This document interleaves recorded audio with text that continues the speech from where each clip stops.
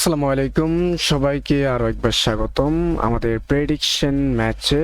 So আজকে ম্যাচটা ছিল ইন্টারন্যাশনাল ফ্রেন্ডলি ম্যাচ 2024 এর যেখানে মুখোমুখি হবে তানজানিয়া ভার্সেস মঙ্গোলিয়া। সো ম্যাচটা স্টার্ট হবে ঠিক বাংলাদেশ সময় 25 তারিখ সন্ধ্যা 7টা বাজে স্টার্ট হবে এই ম্যাচ। তো এই ম্যাচে কিছু পরিসংখ্যান আপনাদের জানিয়ে দেওয়ার পরে কিন্তু আমরা আমাদের প্রেডিকশনটা শেয়ার করব। সো শুরুতে আপনাদের জানিয়ে দিব তানজানিয়া ভার্সেস মঙ্গোলিয়ার মধ্যকার আজকে এই ম্যাচের ভেন্যুটা ছিল লিপ বোনাডিয়া অ্যারেনা স্টেডিয়াম, লোকসান বাকু। মেবি স্বাগতিক তানজানিয়া তাদের নিজেদের হোম কন্ডিশন আজকে এই ম্যাচটা খেলবে মঙ্গোলিয়ার এগেইনস্টে।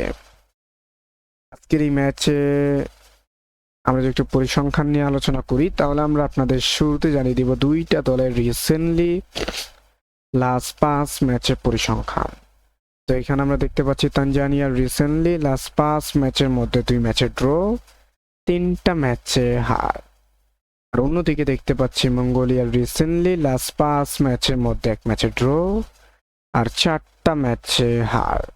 সো রিসেন্টলি লাস্ট 5 ম্যাচের পরিসংখ্যানে কিছুটা এগিয়ে থাকবে তানজানিয়া। ওভারঅল যদি বলি দুইটা দলের রিসেন্টলি ম্যাচে পারফরমেন্স খুবই খারাপ।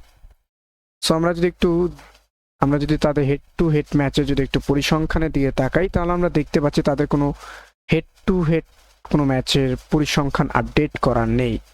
সো আপনাদের আরেকটা বিষয় আমরা জানাই, এই যে সকল ম্যাচ তানজানিয়া মঙ্গোলিয়া, সো এই সকল ম্যাচগুলোর কিন্তু ইনফরমেশনগুলো প্রপারলি ওয়েবসাইট আপডেট করে না। ওয়েবসাইটগুলো কিন্তু এই সকল ম্যাচের ইনফরমেশন প্রপারলি আপডেট করে না। সো এই দুইটা দলেরই কম বেশি আমার আইডিয়া আছে, সো দুইটা দলের সম্বন্ধে আমার জানা আছে। সো আজকের এই ম্যাচে আমি নিঃসন্দেহে ফেভারিট হিসেবে রাখবো তানজানিয়াকে। আমি ফেভারিট হিসেবে রাখবো। তানজানিয়া দুর্দান্ত একটা টিম, যদিও তাদের রিসেন্টলি ম্যাচগুলো পারফরমেন্স খুবই খারাপ, বাট আমার কাছে মনে হয় 2-0 গোলে আজকে এই ম্যাচটা অন্তত জয়লাভ করতে পারে Tanzania. Thank you so much. আর চাইলে কিন্তু অবশ্যই আপনারা আপনাদের মতামতটা শেয়ার করতে পারেন বা আপনারা গেস্ট করতে পারেন যে কোন দলটা জিততে পারে। সো আমার মতে তো অবশ্যই Tanzania. Thank you so much.